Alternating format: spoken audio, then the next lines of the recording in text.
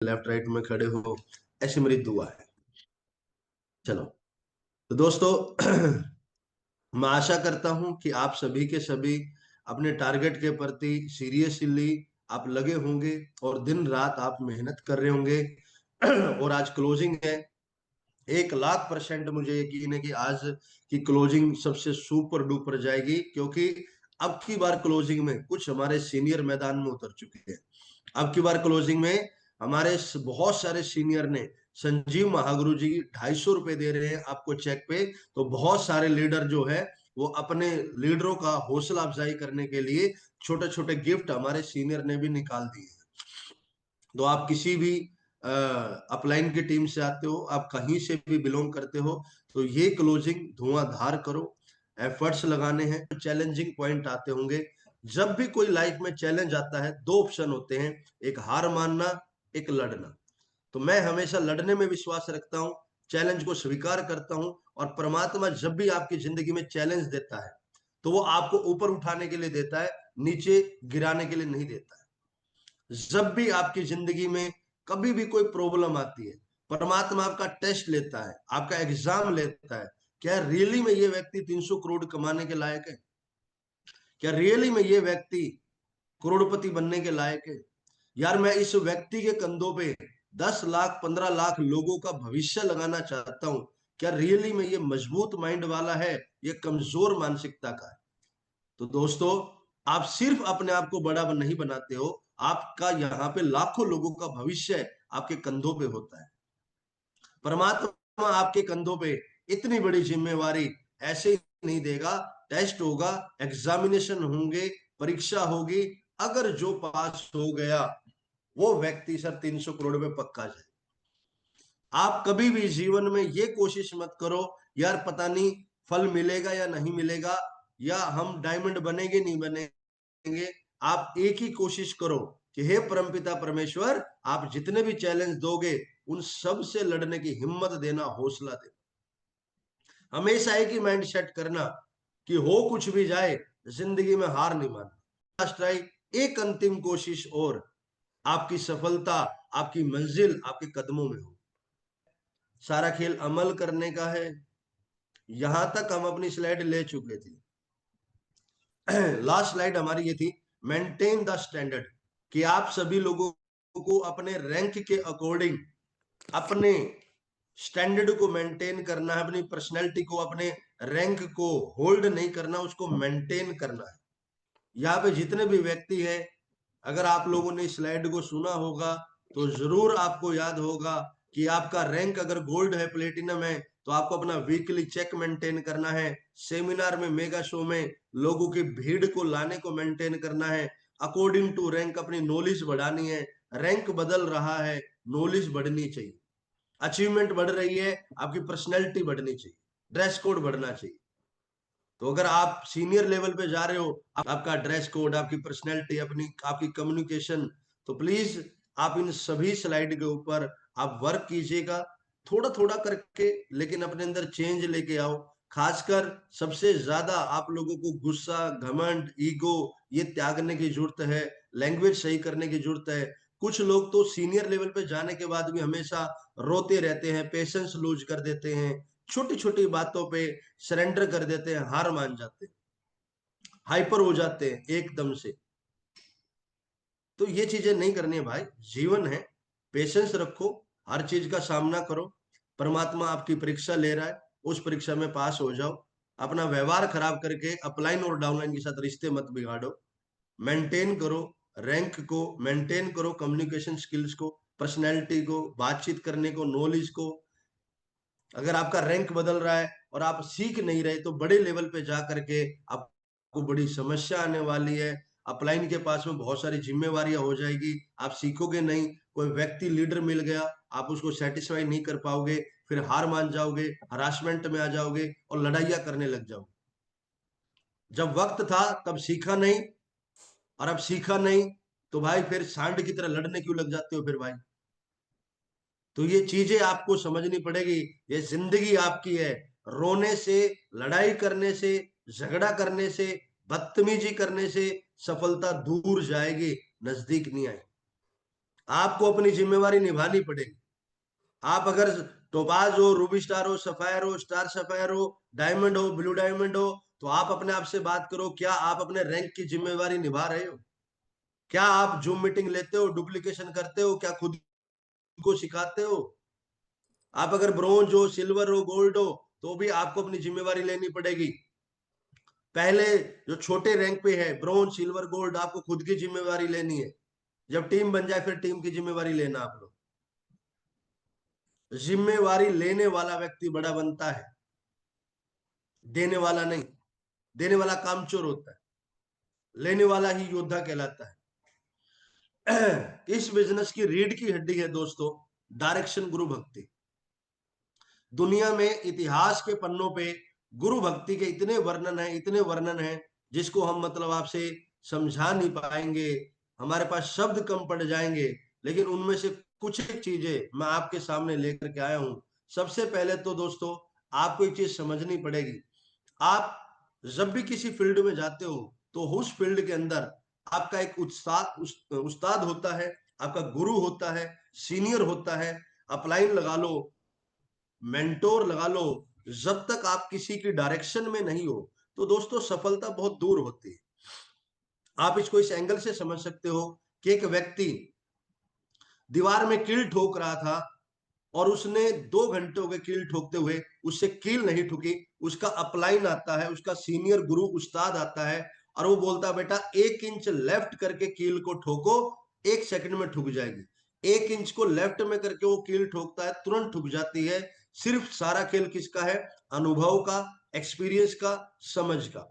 जब आप किसी फील्ड में जाते हो, उस फील्ड के अंदर आप जीरो होते हो, आपको वो अनुभव नहीं होता। आपका अपलाइन, आपका सीनियर, वो AWPL कंपनी में आपसे पहले आया है, आपसे पहले उसने धक्के खाए हैं, पहले कोहनी घुटने छिलाए हैं।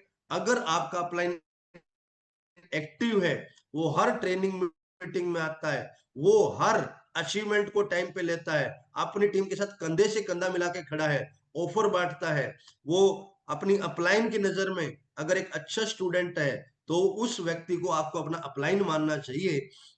जिस व्यक्ति से बात करके आपको पॉजिटिव एनर्जी मिले, जिस व्यक्ति से बात करके आपको दुनिया जीतने का हौसला बने, जिस व्यक्ति को देख करके ही आपको लगे, यार ये बंदा मेरे साथ रहा तो साला दुनिया जीत जाएंगे।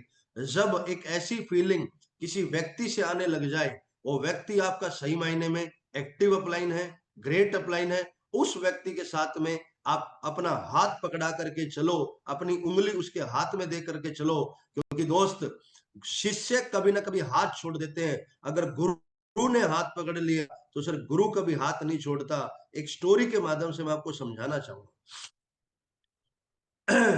एक चीज को समझना मेरे दोस्त, बहुत पुराने समय की बात है। एक आश्रम में गुरु अपने 4-5 स्टूडेंट के साथ में रहते थे, और उनको वो ट्रेनिंग देते थे, एजुकेशन देते थे। तो गुरु ने बोला कि यार आज आप लोगों को नदी क्रॉस करके दूसरे गांव में जा करके भिक्षा लेकर के आनी है, ये आप लोगों का टास्क है। आज मैं आप लोगों के साथ चलूंगा, लेकिन 2 बार 3 बार के बाद में आपको स्वयं अकेले जाना होगा। जो नदी के किनारे गए, तो नदी के किनारे जाने के बाद में देखा कि यार नदी के पानी का बहाव थोड़ा सा तेज था। तो उनमें से एक स्टूडेंट थोड़ा सा घबरा जाता है, डर जाता है कि गुरुजी कभी मैं इस नदी के बहाव में बह ना जाऊं, मर ना जाऊं, ठीक है आप मेरा हाथ पकड़ लीजिए। बोला यार कोई बात नहीं, तुम लोगों ने मेरा हाथ पकड़ तो रखा है। बोला नहीं नहीं नहीं, आप मेरा हाथ पकड़िए, मैं आपका हाथ पकड़ूंगा तो नदी की तेज लहरों को और नदी में डूबने से सामने खड़ी मौत को देख करके मैं अपना हाथ छुड़वा सकता हूं। लेकिन अगर हाथ खड़ा होगा, तो आपने तो आज से पहले स्टूडेंट को भव सागर पार करवाया है, ये तो छोटी सी नदी है। गुरुजी मुझे आप पे भरोसा है, मैं आपका हाथ छोड़ सकता हूं, आप मेरा हाथ नहीं छोड़ सकते। दो चीजें होती हैं, एक होता है कि आपने गुरु का हाथ पकड़ा है, और एक होता है कि गुरु ने आपका हाथ पकड़ा है। दोनों में जमीन आसमान का फर्क है। अब आप अपने गुरु से अपना हाथ कैसे पकड़वा सकते हो?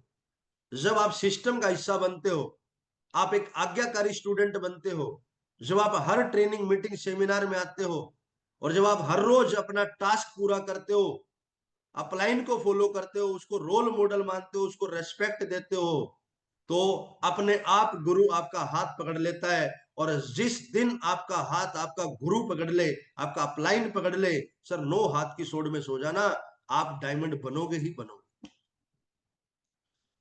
क्योंकि जब अगर आपने अपने गुरु का हाथ पकड़ा होगा तो सर, छोटी छोटी प्रॉब्लम आते ही आपका मूड ऑफ हो जाएगा और आप हाथ छुड़वा दोगे।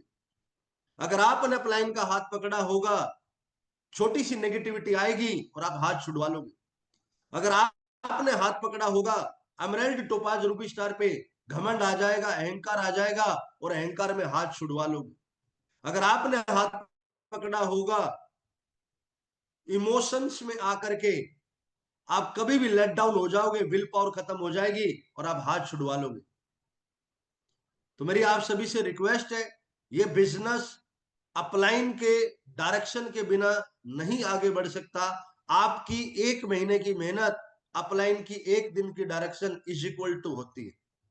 जैसे आप दिल्ली से चंडीगढ़ जाते हो और चंडीगढ़ जाते हो आप गूगल मैप का सहारा लेते हो, वो गूगल मैप आपको बताता है आपको ये बाईपास पकड़ना है, ऐसे जाना है, इतनी स्पीड पे जाना है, सारी चीज गूगल मैप दिखाता है। ऐसे अपलाइन होता है, अपलाइन भी आपको बताता है कि आपको डायमंड तक जाना है, ये हाईवे पकड़ो, ऐसे ब्रेक कराएंगे, गड्ढे आएंगे, आपको यहाँ पे गाड़ी वो ब्रेक लगाना है, यहाँ पे तेज चलना है, वो सारी direction just like a Google map आपका अपलाइन होता है।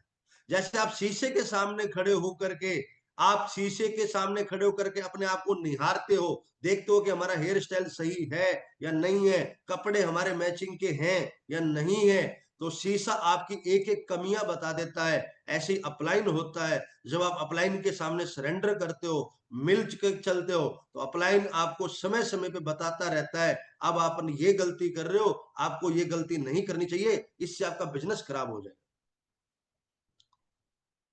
तो अपलाइन को जरूर आप अपने सानिध्य में लेकर के चलो। मैं आपको एक स्टोरी और सुनाना चाहूंगा, ध्यान से समझना। सामने हनुमान जी है, कहते हैं राम भगवान के इससे बड़े स्टूडेंट धरती पे कोई नहीं हुए, इससे बड़ा गुरु भक्त हनुमान जी, राम जी का कोई नहीं हुआ। जैसे ही हनुमान जी को संदेश मिलता है कि राम भगवान की पत्नी और उसकी माता सीता को दुष्ट रावण उठा के लेके गया है, तो हनुमान जी राजमहल छोड़ करके तुरंत जंगलों में आ जाते हैं और अपने भगवान के चरणों में बैठ करके शपथ लेते हैं कि प्रभु आप चिंता ना करें, माता सीता को खोजने में मैं अपनी जान तक न्यौछावर कर दूंगा, एडी चोटी का जोर लगा दूंगा। अब से जब तक माता सीता नहीं मिल जाती, अब हनुमान जी के प्राण आपके संग रहेंगे, हनुमान जी का संग आपके संग में रहेगा। और हनुमान जी राम जी के साथ में सीता माता को खोजते हुए नंगे पैर जंगल में भटकते हैं। एक पॉइंट पे जाकर के जब सीता माता का एड्रेस पता चलता है कि यार वो 7 समुद्र पार लंका में है, तो हनुमान जी को आदेश दिया जाता है कि हनुमान जी आप ही एक वो शक्तिशाली योद्धा हो जो समुद्र पार करके आप माता को एक मैसेज दे करके आए कि यार अभी हमने आपको खोज लिया है और आप निश्चिंत रहे, जल्द ही हम आपको रावण से छुड़वा लेंगे। उस वक्त ना व्हाट्सअप होता था, ना फेसबुक होता था, ना इंटरनेट होता था, ना फोन होता था। उस वक्त या तो कबूतर के माध्यम से या इंसान के माध्यम से ही समाचार भिजवाए जाते थे। अब राम जी ने हनुमान जी को छोटा सा टास्क दिया कि हे हनुमान, आप मेरी अंगूठी लेकर के जाइएगा और आप सीता माता को दीजिएगा। वो अंगूठी देख करके समझ जाएगी कि ये उसके राम की है, और वो एक हौसला मिलेगा कि हाँ अब उसके राम आएंगे, उसको छुड़वा के लेके जाएंगे। हनुमान जी ने एक बार भी ये नहीं कहा कि प्रभु आप मुझे सिर्फ डेंटोडोक देने को कह रहे हो, मैं टोपाज, मैं एमराल्ड, मैं रूबी स्टार, मैं डेंटोडोक दे के आऊंगा, और मैं कैसे जाऊंगा? समुंदर है, मेरे को थकावट हो गई तो, रास्ते में गिर गया तो, मर गया तो, राक्षस खा गए तो। कभी हनुमान ने एक बार भी हनुमान जी ने राम जी को ऐसी कंप्लेंट नहीं की, कायरता नहीं दिखाई, पीठ नहीं दिखाई। हनुमान जी ने एक बार भी ये नहीं कहा क्या प्रभु छोटे मोटे काम मुझसे करवा रहे हो, आप कोई बड़ा काम करवाओ। हनुमान जी ने हमेशा राम जी को एक ही चीज कही, yes sir, yes sir, yes sir. उन्होंने कभी भी अपने अपलाइन के कहा को टाला नहीं, एक अच्छा थोड़ा सा और करके आते थे। हनुमान जी को सिर्फ टास्क दिया गया था कि आपको लंका जाना है और सीता माता को अंगूठी दे करके आनी है। अब हनुमान जी ने अंगूठी तो दी और साथ में पूरे अशोक वाटिका को उजाड़ दिया और साथ में अपनी पूंछ में आग लगा के पूरी लंका को जला दिया और रावण को एक मैसेज दे करके आया कि हे रावण, अभी भी वक्त है, सुधर जा। अगर मेरे अपलाइन का टोपाज, मेरे अपलाइन की डाउनलाइन, अगर एक हनुमान एक डाउनलाइन तेरी लंका में आग लगा सकती है, मेरा अपलाइन अगर तेरे साम्राज्य में आ गया, तेरे साम्राज्य के चीथड़े उड़ा देगा, तेरे को मिट्टी में मिला देगा। ऐसा हनुमान जी रावण को मैसेज दे करके आते हैं रहे। और बदले में राम भगवान ने जब वो इस पृथ्वी को छोड़ करके जा रहे थे, हनुमान जी ने बोला कि प्रभु मैं भी आपके साथ चलूंगा। तो हनुमान राम जी ने बोला कि नहीं हनुमान जी, आपने मेरे पूरे जीवन सेवा की है, पूरे जीवन जो आपने दुख झेले हैं, अब आप अमर हो जाओ, आप इस पृथ्वी लोक पे रहोगे, अमर रहोगे। और कलयुग आएगा तो विश्व के अंदर सबसे ज्यादा मंदिर हनुमान जी तुम्हारे होंगे। आप दोनों मिल करके अपनी टीम को एक सही दिशा और सही गति दे सकते हैं। सिर्फ एक अच्छे अपलाइन को ही मत खोजिए, अपनी टीम के लिए एक अच्छे अपलाइन भी बनी। आप में से बहुत सारी डाउनलाइन ये सोचती रहती है कि यार मुझे एक अच्छा अपलाइन मिलना चाहिए, मेरे अपलाइन में ये क्वालिटी होनी चाहिए, पर्सनैलिटी अच्छी होनी चाहिए, नॉलेज अच्छी होनी चाहिए, मेरे अपलाइन के पास में कार होनी चाहिए, मेरा अपलाइन मुझे खाना खिलाए, टीम पे खर्चा करे। लेकिन जब आप अपलाइन बनते हो, आप प्लेटिनम एमराल्ड टोपाज बनते हो, तो आपको भी सर एक अच्छा अपलाइन बनना है, आपको भी अपने अपलाइन को फॉलो करना है। आपको भी जैसे आपके अपलाइन ने समय समय पे खुद को अपडेट किया, टीम को साथ दिया, टीम पे खर्चा किया, टीम को आगे बढ़ाया, तो आपकी ड्यूटी बनती है। आप भी प्लेटिनम बन गए, एमराल्ड बन गए, टोपाज बन गए, रूबी स्टार बन गए। अब आप भी अपने अपलाइन की मजबूती बनो, पावर बनो, कंधे से कंधा मिला करके आप भी एक अच्छे अपलाइन बन करके दिखाओ। और दोस्तों ये बिजनेस जोड़ी का बिजनेस है। जब राम भगवान ने हनुमान जी के साथ जोड़ी बनाई, सुग्रीव के साथ में जोड़ी बनाई, जामवंत के साथ में जोड़ी बनाई, वानरों के साथ में जोड़ी बनाई, सेना के साथ में जोड़ी बनाई, लक्ष्मण के साथ में जोड़ी बनाई, ये जोड़ियों ने सर युद्ध जीता था, इन जोड़ियों ने रावण को हराया था। इस दुनिया में जब अपलाइन डाउनलाइन की राम लक्ष्मण वाली जोड़ी बन जाए, राम हनुमान वाली जोड़ी बन जाए, उस टीम को कोई हरा नहीं सकता, वो टीम जीतेगी जीतेगी। आपकी अगर नीचे वाले के साथ जोड़ी नहीं बन रही, आपकी ऊपर वाले के साथ जोड़ी नहीं बन रही, तो क्या हो भाई, आप राक्षस प्रजाति के हो क्या? अरे किसी एक इंसान से तो जोड़ी बनाओ ना। आप ब्रॉन्ज हो, सिल्वर हो, गोल्ड हो, प्लेटिनम हो, सर आप कोई भी रैंक पे हो, आपकी ऊपर वाले के साथ जब तक जोड़ी नहीं बनेगी, नीचे वाले के साथ जब तक जोड़ी नहीं बनेगी, सर आप चिल्लर कमाओगे, करोड़पति नहीं बन सकते सर। जोड़ी बनानी पड़ेगी, और जोड़ी बनाने के लिए हर व्यक्ति को झुकना पड़ता है। बहुत सुंदर सी लाइन है, अगर पहाड़ चढ़ना है तो झुक करके चढ़ना पड़ेगा, अकड़ कर चढ़ने वाले अक्सर मुंह के बल गिरा करते हैं।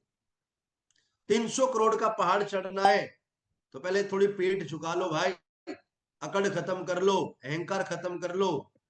हमें सब आता है, हमें किसी की जरूरत नहीं है, हम अपने आप कर लेंगे। जब एक आदमी इस गलत फहमी का शिकार हो जाता है तो अकड़ में होता है और पहाड़ चढ़ते हुए अक्सर मुंह के बल गिर जाते हैं। प्लीज मेरी आपसे हम्बल रिक्वेस्ट है, आप अपनी डाउनलाइन के साथ में अच्छी जोड़ी बनाओ, अपलाइन के साथ में अच्छी जोड़ी बनाओ। आपको सर समझो, अपलाइन ही आपकी जिंदगी में वो पहला प्राणी रहा है, पहला शख्स रहा है, जो व्यक्ति आपके घर में आया था, आपको 100 करोड़ 300 करोड़ का भरोसा दिलाया था, आपको 10 लाख 20 लाख की गाड़ी पे जा सकते हो, ये विश्वास दिलाने वाला पहला व्यक्ति आपका अपलाइन है। आप दुनिया जीत सकते हो, ये विश्वास दिलाने वाला पहला व्यक्ति आपका अपलाइन है। आप याद करो यार, जब आप इस बिजनेस में नहीं थे, किसी भी व्यक्ति ने आपको यह नहीं कहा कि आप बड़े बन जाओगे, आप दुनिया जीत जाओगे, आप करोड़पति बन जाओगे। इवन हमारे माँ बाप को भी भरोसा नहीं है हम पर कि हम एक दिन दुनिया पे राज करेंगे। जिस आदमी ने जिस औरत से ब्याह किया, जब आप बिजनेस ज्वाइन करते हो, आपकी पत्नी भी आप पे भरोसा नहीं करती कि यार आप एक दिन 300 करोड़ पे जाओगे। और जितनी महिलाएं इस बिजनेस में हैं, उनके पति भी उन पे इतना भरोसा नहीं करते कि हाँ मुझे भरोसा है एक दिन तुम डायमंड बन जाओगे, ब्लैक डायमंड बन जाओगे, रॉयल डायमंड बन जाओगे। आपके घर में, परिवार में, जिस स्कूल में आप पढ़े, ना आपके टीचर ने, आपके अड़ोसी ने, पड़ोसी ने, ना आपके रिश्तेदारों ने, ना आपके घर वालों ने कभी आपको ये यकीन नहीं दिलाया होगा कि हाँ तुम हमारी औलाद हो, तुम हमारे परिवार के सदस्य हो, एक दिन तुम जरूर बड़ा बनोगे। ये लाइन अगर किसी ने बोली है तो सिर्फ आपके अपलाइन ने बोली। अगर आपको अगर हौसला दिया है तो सिर्फ आपके अपलाइन ने दिया है। आपके दबे हुए टैलेंट को अगर बाहर निकाला है तो सिर्फ वो आपका अपलाइन था। जब आप दो लोगों के सामने बोल नहीं पाते थे, आपका हाथ पकड़ करके आपको अपना प्रिय स्टूडेंट बना करके आपको 200 लोगों में बोलने की हिम्मत आपके अपलाइन ने दी। जब आपको एक प्रोडक्ट की जानकारी नहीं थी, आपको 100 प्रोडक्ट की जानकारी आपके अपलाइन ने दी है। जब आपका अपलाइन 10 लाख 20 लाख की गाड़ी लेकर के आप ग्राउंड में उतरता है, वो आपको भरोसा दिलाता है आज मेरी आई है, खड़े रहना एक दिन तेरी भी आई। जब आपका अपलाइन रैंक बदलता है, वो आपको भरोसा दिलाता है आज मेरा रैंक बदला है, खड़े रहना एक दिन तेरा भी रैंक बदलेगा। और हम उसी अपलाइन से दूरी बनाते हैं, उसी अपलाइन के साथ में लड़ाइयां लड़ते हैं, उसी अपलाइन से फासले बढ़ा लेते हैं। सर कहा सुनी कहानी होती, मतभेद विचारों के कहानी होते। बैठ जाओ ना यार। आपके मम्मी पापा ने आपको 1000 डांट मारी, आपने माँ बाप बदले तो नहीं। यहाँ अपलाइन एक डांट मारता है, डाउनलाइन अपलाइन बदल लेती है। पति पत्नी में साल में 365 दिन में 700 झगड़े होते हैं, लेकिन ना पति पत्नी को छोड़ के जाता, ना पत्नी पति को छोड़ती। आप अपने बच्चों को डांट लगाते हो, लेकिन कभी बच्चा माँ बाप छोड़ के नहीं जाता। लेकिन यहां पर हर व्यक्ति की ईगो इतनी बड़ी है, हर व्यक्ति का घमंड इतना बड़ा है। 40 लोगों में अगर किसी व्यक्ति को अपलाइन अपना मान करके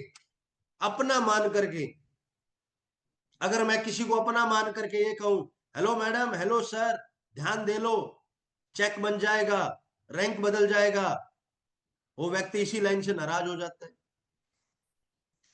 अरे यार किसी को अपना 40,000 में अगर कोई व्यक्ति आपको नोटिस कर रहा है तो you are special for your upline. आप अपने अपलाइन के लिए स्पेशल हो, खास हो भाई। जो व्यक्ति अपने अपलाइन की डांट से घबराता है, परेशान होता है, चिढ़ता है, अपलाइन उसको दूर कर देता है। भाड़ में जा, टेंशन नहीं है। अपलाइन के पास में लाखों ऑप्शन है, वो आपकी टीम में किसी को भी पकड़ के डायमंड बना देगा। आपके पास में सिर्फ एक ऑप्शन है, आपके पास में एक ही अपलाइन है।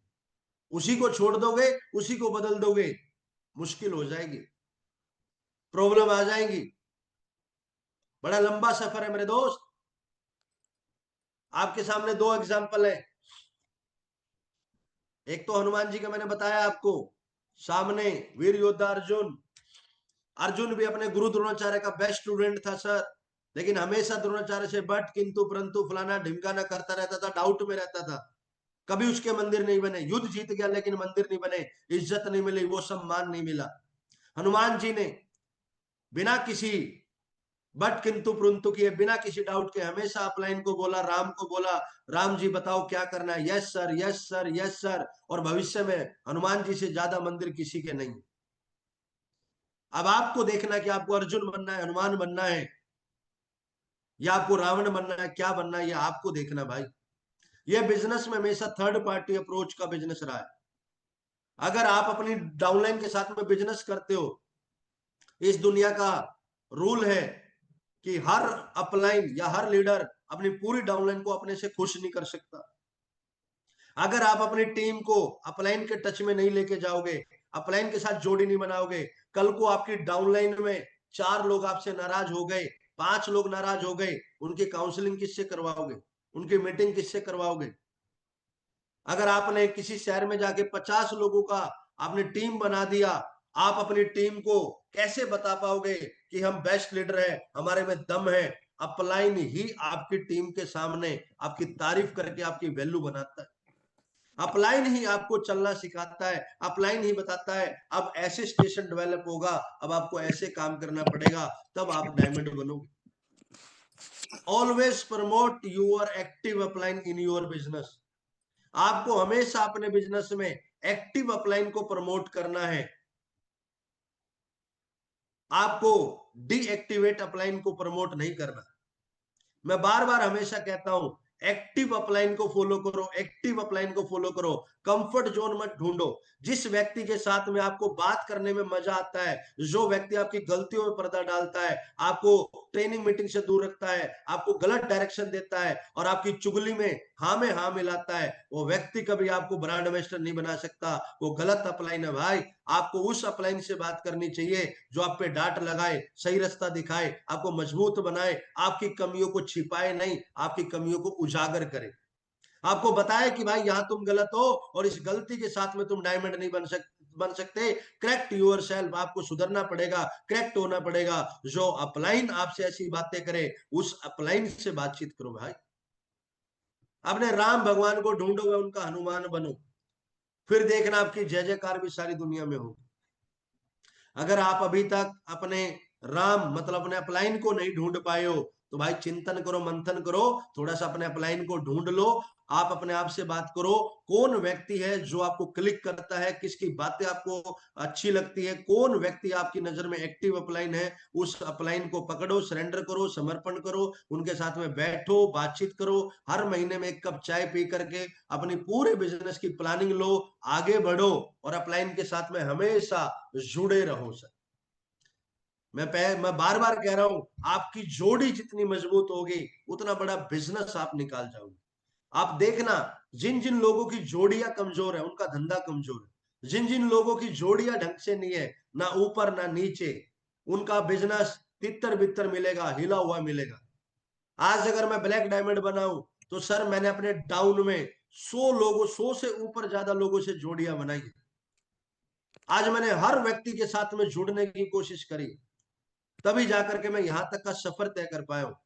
मैं अपने हर लीडर के सुख दुख में खड़ा हो पाता हूं, उसकी भावना समझता हूं, तब जाकर के व्यक्ति इस लेवल पे पहुंच पाता है। इस आप लोग समझिएगा साहब, आपको ये बिजनेस में अपलाइन की आवश्यकता पड़ेगी। अपलाइन की आवश्यकता कैसे पड़ेगी, मैं आपको समझा देता हूं। महाभारत का युद्ध चल रहा था। महाभारत का युद्ध समाप्त होता है, पांडव युद्ध जीत जाते हैं। युद्ध का आखिरी दिन था और पांडव अपने रथ के साथ में, कृष्ण भगवान के साथ में वापसी जा रहे थे अपने शिविर की तरफ। जैसे वो महल में पहुंचते हैं, शिविर की तरफ पहुंचते हैं, तो कृष्ण सभी पांडव उतर गए। अर्जुन उतरने से पहले माधव को बोलता है, हे माधव, आप बड़े हो, आप सीनियर हो, पहले आप उतर जाओ। उसके बाद में अपलाइन बोलता है, माधव बोलते हैं, कृष्ण भगवान बोलते हैं, नहीं अर्जुन, नहीं मेरे वत्स, नहीं मेरे मित्र का, आज आप पहले उतरो, युद्ध खत्म हो चुका है, आज आप पहले उतरो।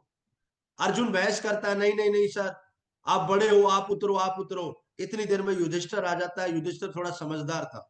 युधिष्ठिर बोलता है, अर्जुन यार क्यों बहस कर रहे हो, अगर माधव बोल रहे हैं, अपलाइन बोल रहे हैं, गुरु भाई बोल रहे हैं बड़े, तो आपको उतर जाओ ना यार, क्यों बहस करते हो। जैसे ही अर्जुन रथ से उतरता है और कृष्ण भगवान रथ पे बैठे हनुमान जी को इशारा करते हैं, और हनुमान जी भी रथ से साइड हो जाते हैं, और कृष्ण भगवान जैसे ही रथ से उतरते हैं, उस पूरे रथ में आग लग जाती है। सभी पांडव घबरा जाते हैं, यार ये क्या हुआ। माधव स्माइल करते हैं और अपलाइन बोलता है, अगर मैं पहले उतर जाता तो मेरे दोस्त, युद्ध जीतने के बाद तू यही मर जाता। युद्ध जीतने के बाद भी पांडव हार सकते थे, युद्ध जीतने के बाद भी अर्जुन मर सकता था, अगर अर्जुन अपलाइन को फॉलो ना करता तो। कई बार एक व्यक्ति को ये घमंड हो जाता है, मुझे आईडी निकालनी आ गई, मुझे लोग बनाने आ गए, मुझे मीटिंग करना आ गया, अब अपलाइन को लात मारो, अब अपलाइन की क्या जरूरत है। कुछ व्यक्ति छोटी सोच के होते हैं, मैं अपलाइन को बुलाऊंगा, मेरी वैल्यू डाउन हो जाएगी, लोग मेरी कदर नहीं करेंगे। अरे मूर्ख, अपलाइन ही तेरी वैल्यू बनाएगा। अपलाइन के आने से ही लोग तेरी कदर करेंगे। क्योंकि जब अपलाइन आएगा वही बताएगा कि तुम्हारे लीडर में क्या दम है, तुम्हारा लीडर कितना शानदार है। अपलाइन ही तुम्हारे भरत मिलाप करवाएगा, अपलाइन ही तुम्हें गले लगवाएगा, अपलाइन ही तुम्हारी गलत फहमियां दूर करेगा। उनके साथ में मिल करके चलो, अपलाइन के साथ में डायरेक्शन लो, फाइन ट्यूनिंग पे रहो, रिपोर्टिंग पे रहो, बातचीत करते रहो। कोई बात गलत लगे बैठ करके उसको सही कर लो। बातचीत करने से बड़े बड़े युद्ध टल जाते हैं, छोटी छोटी बातें खत्म क्यों नहीं। उम्मीद करता हूं ये सब्जेक्ट आपको समझ में आया हो। जाते जाते एक छोटी सी कहानी सुनाता हूं। एक गांव में आग लग जाती है और उस गांव के अंदर दो बंदे रहते थे, गुरु चेला। कौन रहते थे? दो बंदे रहते थे, गुरु और चेला। चेला जो था वो लंगड़ा था।